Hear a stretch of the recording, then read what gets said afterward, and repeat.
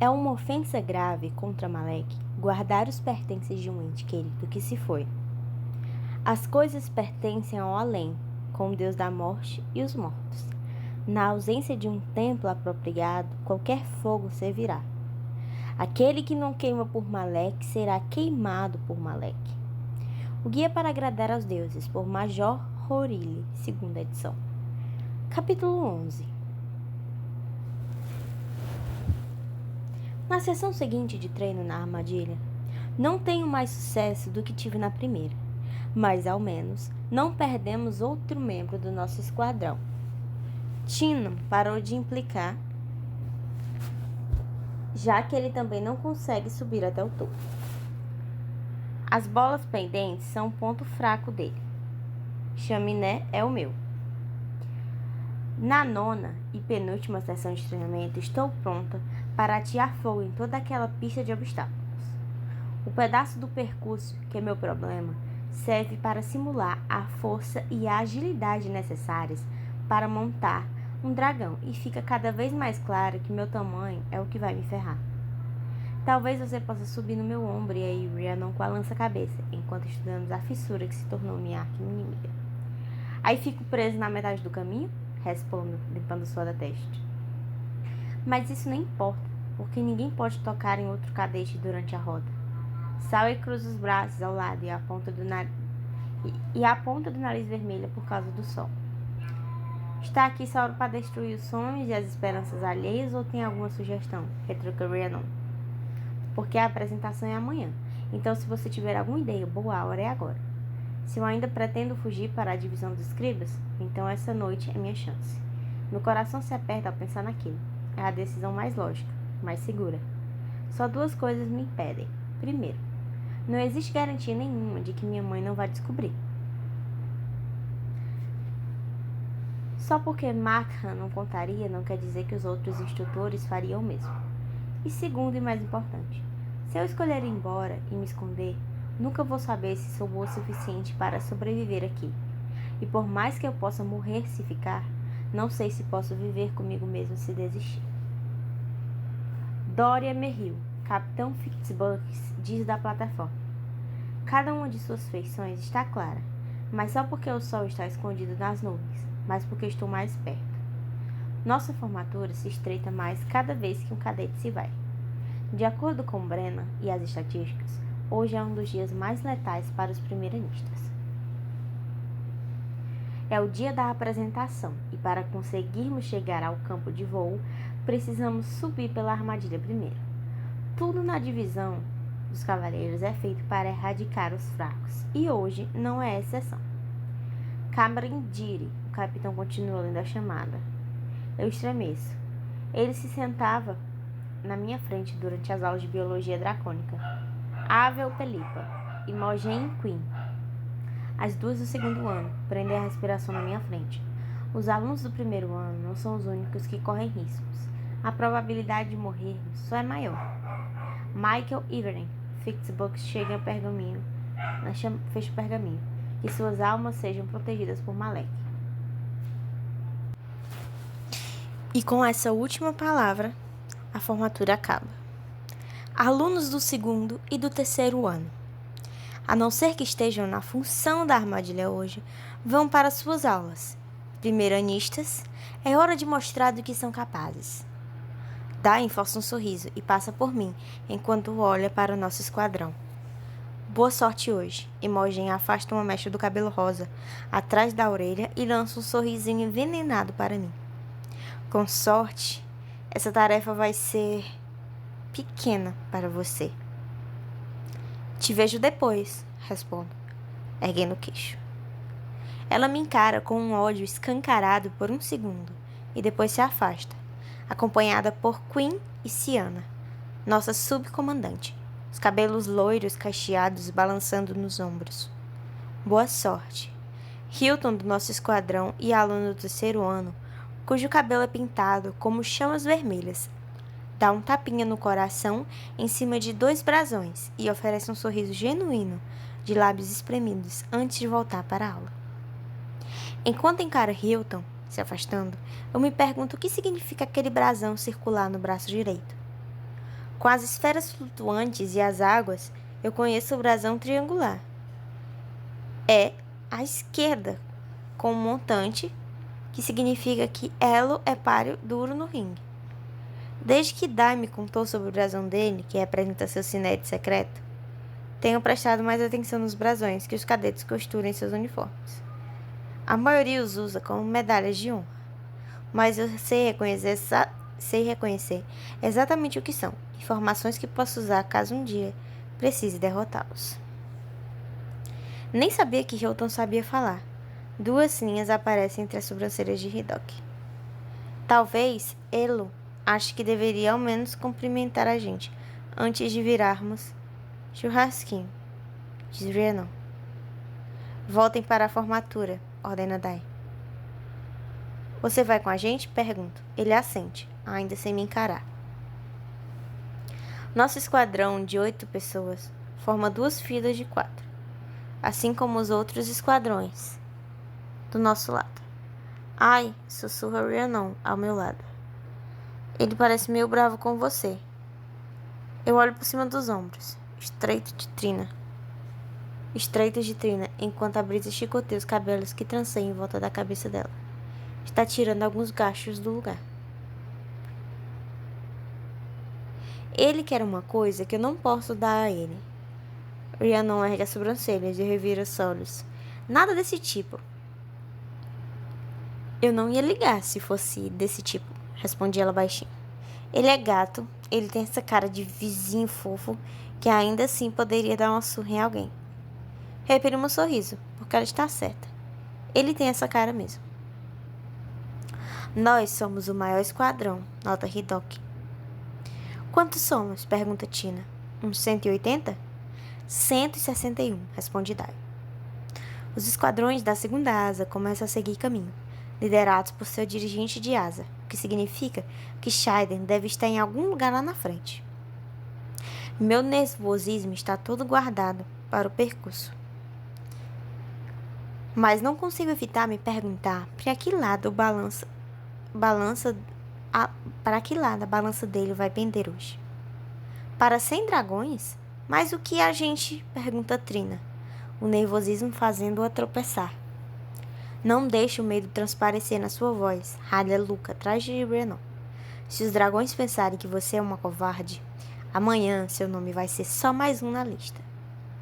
Diz ela, só deixando todo mundo com mais medo, narra Hidok. Cala a boca, retruca Luca. Você sabe que é verdade. Só demonstre confiança e você vai ficar bem. Eu me inclino para a frente, para que os membros do esquadrão atrás de nós não ouçam enquanto a terceira asa começa a marchar na direção do portão. Obrigada, sussurra Trina. O olhar estreito de Dain finalmente encontra o meu, mas ao menos ele não me chama de mentirosa. Entretanto, existe acusação bastante nos olhos dele para garantir que eu me sinta conjugada e condenada. Nervosa, Rin? Pergunto. Por você? Ela pergunta. Nem um pouco. Vai ser fácil. Ah, estava falando da prova de história amanhã, provoca. Não tem nada rolando hoje que me faça entrar em pânico. Agora que você mencionou isso, aquela coisa toda do Tratado de Arifa vai acabar me matando. Ela abre um sorriso. Ah, o acordo entre Navarra e Crowland para garantir o espaço aéreo compartilhado para dragões e grifos em uma faixa estreita das montanhas Esben, entre Sumeton e Draitus. Eu me recordo sentindo. Sua memória é assustadora. Ela lança um sorriso na minha direção. Porém, minha memória não vai me ajudar a subir pela armadilha. Quarta asa, Shaiden diz, de algum lugar. Avançar. Nós seguimos em frente. Primeiro setor fogo, depois garra, por fim cauda. Há um certo engarrafamento no portão, mas depois que passamos, entramos no túnel iluminado por luzes mágicas que usamos todas as manhãs para chegar à armadilha. As sombras escondem as arastelas do chão, pedregoso em nosso caminho. Quais são os limites do poder de Shaiden? Será que ele poderia usar as sombras para enganar todos os esquadrões ali? Precisaria descansar ou se recuperar depois de fazer isso. Um poder tão vasto como esse teria algum revés? Dain fica para trás para andar entre mim e Rhiannon. Mude de ideia. A voz dele é pouco mais alta que um sussurro. Não, faço minha voz soar mais confiante do que me sinto. Mude de ideia. A mão dele contra a minha, escondida por nossa marcha apertada enquanto descemos pela passagem. Por favor. Eu não posso, balanço a cabeça. Você abandonaria Cat e fugiria para os escribas? É diferente. Eu sou um cavaleiro. Bom, talvez eu também seja, sussurro. Eu não acreditava nisso antes. Não quando não tinha a possibilidade de ir embora porque minha mãe não permitiria. Mas agora eu tenho escolha e minha escolha é ficar. Não seja uma... Não quero enterrar você, Vi. É inevitável que um de nós dois vá precisar enterrar o outro. Isso não é nada macabro, é apenas um fato. Você me entendeu. Por favor, não faça isso, implora Dai, sem dar o trabalho de abaixar a voz dessa vez, enquanto surgimos na luz do sol. A visão é tão espetacular quanto antes. Ainda estamos no alto das montanhas, milhares de metros acima do vale, e o verde parece se esticar infinitamente ao sul, com punhados de árvores baixas entre os pedaços de flores selvagens. Meu olhar se volta para a armadilha entalhada na fachada do penhasco, e não consigo evitar seguir cada obstáculo, mais alto e mais alto, até encarar o topo da colmeira, que, de acordo com os mapas que estudei, leva a um cânion quadrado, o campo de voo. Mordo o lábio enquanto encara aquele rompimento nas árvores. Normalmente, só os cavaleiros podem entrar no campo de voo, exceto no dia da apresentação. Não sei se vou aguentar te assistir, diz Dai. Então feche os olhos. Tem um plano ruim, mas vai valer a tentativa. O que mudou desde o parapeito? Pergunta Dai, uma profusão de emoções tão grande dançando em seus olhos. Eu mudei. 1 hora depois, meus pés voam por cima dos troncos giratórios da escadaria e chego em segurança no caminho de cascalho. Completei a terceira subida, ainda restam 2, e não toquei em uma única corda. Juro que não consigo sentir Dai encarando nos fundos de percurso onde Tina e Luca ainda não começaram a subida, mas não olho para baixo. Não tenho tempo para que eles considerar ser uma última olhada e não posso arcar com os custos do atraso de reconfortá-lo. Você consegue! Grita Rhiannon.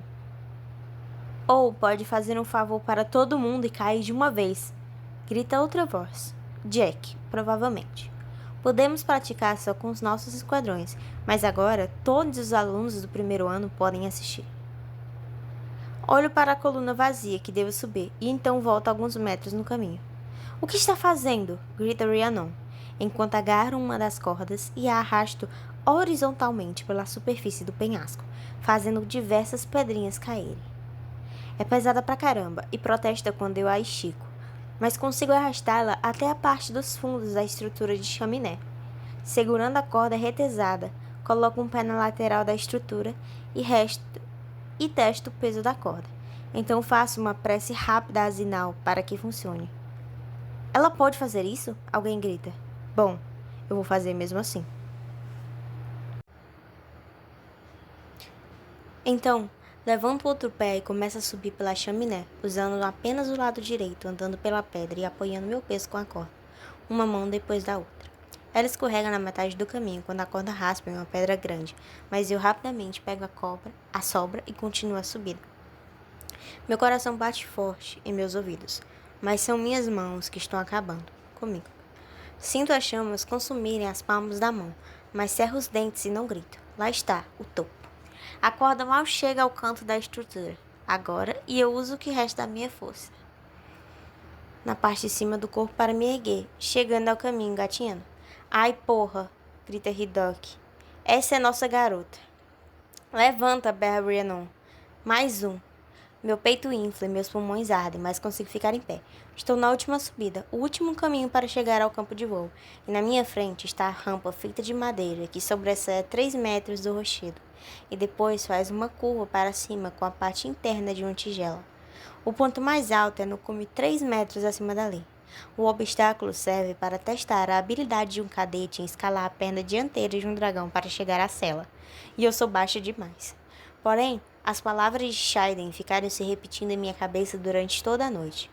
O caminho certo não é o único. Quando o sol se ergueu no horizonte, afastando a escuridão, eu tinha um plano. Só espero que consiga realizá-lo. Eu desembainho a maior das minhas adagas e limpo o suor da testa com as costas da mão suja. Então eu esqueço a agonia que sinto nas mãos, a ardência dos ombros, o incômodo dos joelhos de ter caído errado depois de passar pelos pilares. Afasto toda a dor. Tranco atrás de uma muralha, como fiz durante toda a minha vida, e me concentro na rampa, como se minha vida dependesse de conseguir subir nela. Não tem nenhuma corda ali, só existe uma forma de conseguir passar por isso, sendo teimosa pra caralho. Então eu corro, usando minha velocidade como vantagem. Ouço barulho como de tambores, enquanto meus pés ressoam na rampa e a inclinação aumenta. Só porque não tive a oportunidade de ultrapassar esse obstáculo não quer dizer que não tenha visto todos os membros do meu esquadrão o enfrentando vezes e mais vezes. Projeto meu corpo para a frente e o impulso me leva para cima, me fazendo correr pela rampa. Espero até sentir aquela mudança preciosa, o momento no qual a gravidade volta a se exercer sobre meu corpo, a 60 metros do topo. Então, jogo meu braço para cima e finco a adaga na madeira escorregadia e macia da rampa. E então a uso para me impulsionar para cima e subir os últimos 30 centímetros restantes. Um grito animalesco rasga minha garganta quando meu ombro protesta, meus dedos encontrando a beirada da rampa. Jogo meu cotovelo por cima para ter mais apoio para conseguir me levantar, usando o cabo da adaga como dregal final para subir antes de chegar ao topo do penhasco. Ainda não acabei. De bruços eu me viro para encarar a rampa, e depois estico o braço pela lateral e liberto a adaga, embanhando-a nas costelas antes de ficar em pé cambaleando. Consegui. O alívio suga toda a adrenalina do meu corpo. Rhiannon passa os braços ao meu redor, segurando meu peso, enquanto ofego. Hidoki abraça minhas costas. Ela não pode fazer isso, grita alguém. Bom, ela acabou de fazer, fala Hidoki. Meus joelhos tremem. Você conseguiu, Rhiannon, segura meu rosto nas mãos. Você conseguiu. Foi sorte. E adrenalina. Foi trapaça. Eu me viro na direção da voz dos protestos. É Amber Mavis, a loira dirigente da terceira asa, que era amiga próxima de Dai, no ano passado. A fúria estampada em seu rosto enquanto ela avança na direção de Scheider, mas só está a alguns metros de distância com a chamada registrando o tempo com o cronômetro e parecendo muito entediada. Vai com calma, Mavis, ameaça Garrick. O sol refletindo nas duas espadas que o líder do setor cacheado mantém nas costas, enquanto se coloca entre Amber e Scheider. Essa trapaceira usou materiais alheios à prova não só uma vez, mas duas, berra Amber. Não posso tolerar isso. Vivemos pelas regras ou morremos por elas. Não é à toa que ela e Dai eram tão próximos. Os dois nutrem uma paixonite pelo Codex. Não vejo com bons olhos alguém acusando meu setor de trapaça, avisa Garrick. E meu dirigente de asa vai lidar com as pessoas que quebram regras dentro da sua própria asa. Sorengale chama Scheider, arrequeando uma sobrancelha em um desafio evidente. Uma caneta em cima do livro. Noto pela primeira vez que fora os brasões da quarta asa e de dirigente de asa, ele não veste mais nenhum outro que os outros cadetes gostam tanto de exibir por aí. Eu espero uma penalidade de 30 segundos por usar a corda, respondo, minha respiração voltando ao normal. E a faca? Ela está desqualificada. Quando Scheider não responde, ela se vira na direção dele. Ela com certeza está desqualificada e não pode tolerar essa desordem dentro da sua própria asa, Riorson. Porém, o olhar de Scheider nunca se desvia do meu enquanto aguarda em silêncio pela minha resposta. Um cavaleiro pode trazer para a divisão todos os itens que conseguir carregar. Começo. Está citando o Codex para mim? Berra Amber. E não deve ser separado desses itens, não importa quais sejam. Continuo, pois assim que foram carregados pelo parapeito, são considerados parte dele enquanto pessoa. Artigo 3º, seção 2, adendo B. Os olhos azuis de Amber se arregalam quando olho na direção dela. Esse adendo só foi escrito para tornar o roubo uma ofensa digna de execução. Correto, assinto. Mas a fazer isso, os itens carregados pelo parapeito são considerados parte do cavaleiro. Esta não é a lâmina que conseguiu durante o desafio. Foi uma que eu trouxe do outro lado e, portanto, é considerada parte de mim. Os olhos de Scheider se abrem de leve e não deixo de notar a sombra de um sorriso torto naquela boca deliciosa. Deveria ser contra o Codex parecer tão lindo e ainda ser tão impiedoso. O caminho certo não é o único caminho. Usa as próprias palavras de Shaiden contra ele. Ele sustenta meu olhar. Ela te pegou, Amber. É só uma tecnicidade. Ainda assim, ela te pegou. Ele se vira para ela e a encara de uma forma que eu jamais quero vê-lo me encarando. Você pensa como um escriba, vociferou ela. Eu sei. Ela marcha para longe e embanha d'água outra vez, deixando minhas mãos penderem pela lateral do corpo. Fecho os olhos quando o alívio tira todo o peso dos meus ombros. Consegui. Passei em outro teste. Sorry, disse Shaiden. Você está vazando. O olhar dele desce para minhas mãos. Sangue escorre pela ponta dos meus dedos. Sinto a dor repentina se forçar feito um rio furioso contra a barragem mental que construí para ela ao ver a bagunça em questão. Em que estão as palmas das minhas mãos. Eu as destrocei.